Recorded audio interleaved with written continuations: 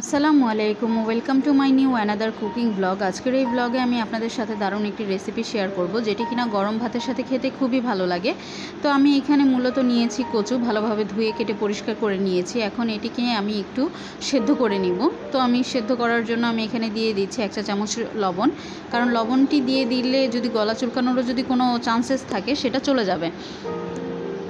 তো আমি নেড়ে চেড়ে ঢাকনা দিয়ে ভালো করে এটি ঢেকে দিব।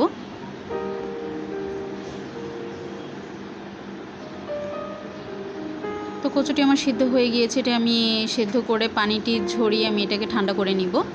তো ঠান্ডা হয়ে গিয়েছে, আমি এর মধ্যে ভাজার জন্য এক এক করে মশলা অ্যাড করব। আমি এখানে দিয়ে দিচ্ছি 1 চা চামচ গুঁড়ো মরিচ, হাফ চা চামচ হলুদের গুঁড়া, আর 1 চা চামচ আমি এখানে অ্যাড করব জিরের গুঁড়ো।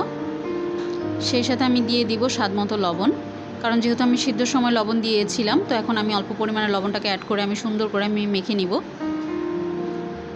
তো আমার মাখা হয়ে গিয়েছে মশলাগুলো। তো আমি একটা প্যান বসিয়ে নিয়েছি, প্যানটি গরম হয়ে গেলে আমি এর মধ্যে দিয়ে দিব রান্নার তেল। রান্নার তেলটি গরম হয়ে আসলে আমি এক এক করে ভাজার জন্য কচুগুলো আমি ছেড়ে নিব।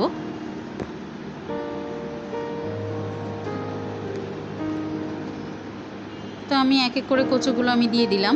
তো আশা করি আপনারাও এটা ট্রাই করবেন বাসায়, আপনাদের কাছেও খুব ভালো লাগবে। তো আমার এক পাশ ভাজা হয়ে গেলে আমি এগুলোকে উল্টে নিব ভালো করে।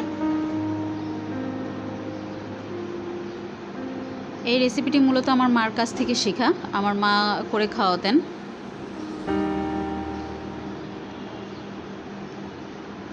তো অপর পাশটি আমার সুন্দর করে ভাজা হয়ে গিয়েছে, তো আমি এগুলোকে তুলে নিব।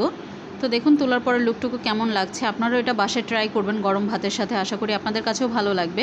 ধন্যবাদ।